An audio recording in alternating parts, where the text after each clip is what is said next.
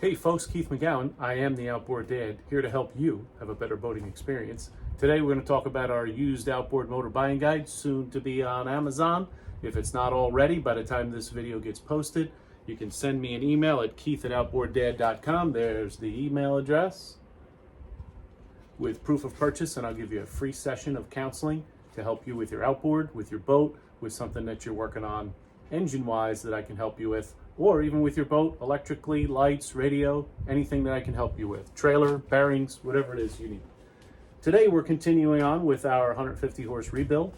If you remember, I put all my parts up on the shelf here when we did our disassembly, and I tried to do it in the sequence that I took it off. So these were the last parts that I put up there, so they're the first parts that should go on.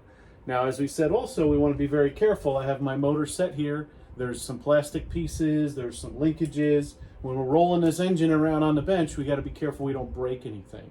Some motors don't have studs sticking out the bottom of them so they can sit flat on a bench, and sometimes it makes it easier. I could go ahead and take the studs out to do that, but we'll be able to assemble it. So today we're going to get into our trigger base, our stator, right? We're going to inspect all these. We did when we pulled it apart, but we're just going to double check, make sure there's not any broken wires or anything frayed or rusted or corroded. And then we're going to assemble this in place. So let's get started. Some of the parts are common sense, how they go on. Some of them are a little tricky if you haven't done it a couple of times yourself. That's why it's great to have a video, right? So I can go back to the videos when I disassembled this to see where all the parts went and how they went together. This one, there's a linkage piece that hangs down here that ends up connecting with our throttle, right? So I laid out some more parts here you can see on the bench, all that I took down up top, minus my thermostat housings and tubings. I don't really need those until we get to the end. But I do have this piece, right, which is our shifter and our throttle linkage, I should say, right? And this mounts right on here. And when this is in place, there's a linkage that connects to this to my trigger base. So I know that this needs to go through this hole here. There's a slot in here, and slip that in, right? I'm not going to mount this yet because it's kind of a delicate piece. I don't want it to break off while we're moving things, but I need to use it as a reference. Now I know that this mounts on that and will operate my trigger. But before I get this in here, I want to be sure, first of all, we did inspect this, as I said, but make sure there's no broken wires or anything. See a little, wear mark here. I'm going to peek inside. All the wires seem to be okay. I'm also going to take a little bit of marine grease and put it on here because this needs to move freely. So what is this doing? This is our trigger base. So our trigger base is the timing of the engine, right? We want to make sure when we're increasing our throttle, we increase the timing in the proper manner. Now that all can be checked with a timing light when it's done, but if it's already set up and running properly, or maybe it wasn't and we need to check that, it's a good idea to go through that. So I want to put this in here, right? There's a little slot that goes through. Also, it's kind of obvious this goes to the back of the motor. If you remember, all of our electronic packs here that this plugs into, right, is all on the back of the engine that was mounted. So I want to make sure I got good grease in here and it's going to move around nicely. Then we can mount our stator. Now, how do we know which way this went? Well, we always have the wiring coming out of the bottom, right? We can't go up towards the flywheel, number one. Number two, I have two bolts together here. If you see, I just put all the bolts back in there. I have two bolts together, so there's two here, and the other ones are on the outside, right? So that's how I know I'm in the proper placement. All right, so now I'm going to get my Allen key out because it's a little fumbly, holding it all together at once, and get this in place. I'm going to put a little grease on the outside of here too, so it slides nicely against it. Not going too crazy with the grease, just get enough in there to make it slip nicely when we put it together. It's never the first Allen key you pick out of the toolbox. So I'm going to focus on these two I'll hook this wire up over here just to kind of give me a little balance and connect this on here. Now you can feel it does kind of lock into place. So once you get one started, you want to make sure you're locked into place before you just crank it down, just in case there's a little plastic tab or even a little metal tab that you're not lined up with, and you go crank it down and you could easily crack something, and then you've got more issues, right? So we'll do this nice and easy. Get these all tight. Now I'm not going to go crazy tightening this yet. I'm just going to meet up to it because I want to make sure that my trigger base moves smoothly. So here's my linkage over here, right? I can move it nice and easy, just the way it's supposed to from the factory. So we know that's all set to go. Now we've got our stator mounted, we have our trigger base in, we know it moves nice and smoothly, our wires are hanging out where they need to go in the direction they need to go. These actually will probably come around here when they're finished. I just have it out of the way right now. Let's get our flywheel and put it on. So we can also inspect the flywheel. This has a nice ring that Mercury puts around it. We want to make sure it's nice and clean in here, and there's no, maybe sometimes you forget and a bolt got stuck in there or a little screw because it sticks to the magnet, or just a piece of metal. You know, if we're grinding or using a wire wheel, sometimes a little piece of wire could get in there. So we want to look at it. We want to make sure nothing ends up rotating around here and digging the crap out of this. Not that that's ever happened to me before, but there is a spline in here. It only goes on one way, so there's a slot on the bottom here that I'm looking at, and I see that slot on the bottom here. So I want to line this up, and it goes right on. The magnet holds it. We have a washer that goes in here. Also, we want to inspect those magnets. There's a nice little ring on these Mercuries. Some of the Johnson Evinrudes were known for the flywheels. The magnets come loose from the flywheels. You can even buy a kit to epoxy new magnets on. Fortunately for us, this one we didn't have that challenge. So we're going to go ahead and just get a socket in here and tighten this up. There's a torque spec. We'll double check for this as well. But the reason I wanted to have the flywheel on and everything, because now I can lift this with my hoist and kind of support it a little better while we're doing the rest of it. I can go ahead and get my carburetors done. I think we'll work on that next. All the electronics, we kind of laid them aside. I'll probably just rebuild my carburetors one by one here and put them in place.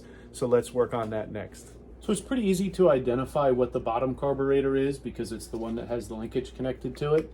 At this point, now I want to connect my throttle linkage here because I want to make sure I line up correctly with my throttle on the carburetors, as well as my little tiny bolt here nut that's on my timing base. So I did put a little grease in here, a little grease on the face of this, because I want to make sure it moves freely when we tighten it up. Sometimes people forget the washer here or something, and it'll bind up, and they'll just loosen the nut a little bit. And then if you loosen it up too much, then it doesn't seem to work properly. So let's get this tightened up. So it looks like this piece is broken, just realized. So we're gonna have to order one of those up. In the meantime, we'll just assemble it. Make sure it's in its right orientation here. That's a little better. And now we can connect our timing here.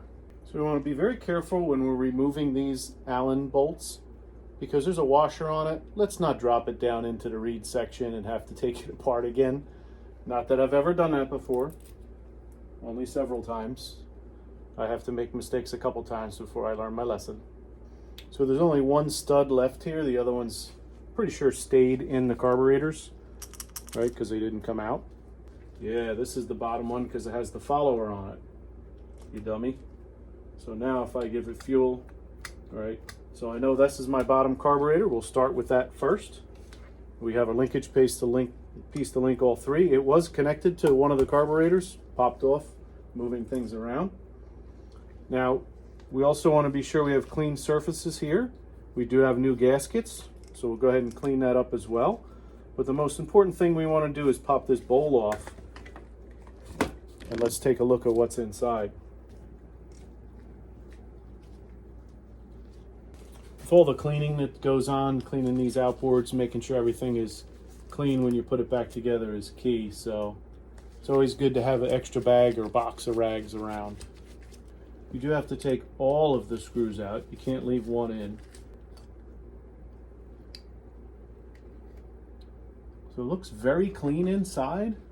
Float bowl looks to be leveled properly. I don't see any reason to do anything further with this carburetor. I'm going to go ahead and spray some WD-40 in. Make sure it comes out. And it does. Take some carb cleaner and spray it through the carb. I like to put a little WD-40 in. Looks really nice. It's what we like to see. Now you could get a carb kit. You could put new gaskets on. I don't know that it would really help much. As long as it's not leaking gas or dumping fuel out. Don't see the reason to do that. You know what I do want to do is I didn't really check down in the lower. So let me get my cheaters on and look down deeper. Yeah, in the bottom cavities is usually where dirt will collect. And there is nothing down there. It is nice and clean. So this is another reason I like to buy motors that were running, that they just took off. Because if it sits for a while or has bad gas in it, then you have more issues to deal with. So that's pretty much it with what I'm going to do with these 3 carburetors. I'm going to go ahead and check the surfaces, make sure they're clean with a little emery cloth maybe if needed. Just scrape all the gaskets off. We have a new set of gaskets for it. And we're going to get these 3 carbs mounted up here, get the linkages hooked up, see if I can remember how to do that, or do I have to go back and watch one of my videos to see. So let's get it going. So I started thinking about what I was doing here, getting ready to do my carbs, and I realized, did I check the back side of those reed plates to make sure there wasn't any gasket left over? So I took it apart again. You know, sometimes that happens. You know, you have to think about what you're doing. I'm talking here, doing a video at the same time, so I don't mind taking something apart again. So it's a good thing I did. I'm going to check all these, make sure they're good. I sprayed them out and everything, made sure they were clean, but never checked the surfaces of these. And I do remember when I popped them off, there was 1 or 2 that ripped and some stuff stayed on there just like this. So I'm glad I did this because I don't want any leakage through here because it's not going to run properly. So I want to have the right pressure in the engine. Remember, on a 2-stroke, when that piston comes down, we're pressurizing the backside of this engine so that we can force our fuel into the cylinder. And it has to overcome that pressure to do that. So it's very important. It's okay to do double checking things and to make mistakes and go back and make sure that you cover them. So make sure you follow these processes and think them through. And again, it's okay to double check. Hey, I'm not sure if I did that. Don't leave it and say, it'll probably be fine. Don't do that. Just go ahead and take it apart again. It's all right. Nobody's going to kill you. So we'll get this cleaned up, get it back together, and then we'll start on the carbs. So we have all of our new gaskets that we can put right in place. Cleaned off the surface here. The studs stayed inside here, so we'll get those 2 started. Okay, before I open up and check the rest of the carbs, or I can just have them checked out and ready to go, I have all these bleeder lines we took off. Now we have to make sure we put them back in the same places. Some of them are going to be obvious, some of them are a little tricky. So we're going to go to the manual and we're going to look it up and we're going to see a diagram that shows all the bleeder lines. Also going to go check my old videos just to make sure I understand where everything went. Just look at some close-ups and make sure I tie all those in. The other thing we're going to make sure we do is there is a primer line off the top of each one of these carburetors. So, well, it's only on the top 2. So these 2 go together. I guess it's on the bottom 2, or maybe it's the top and bottom. We'll have to check that out.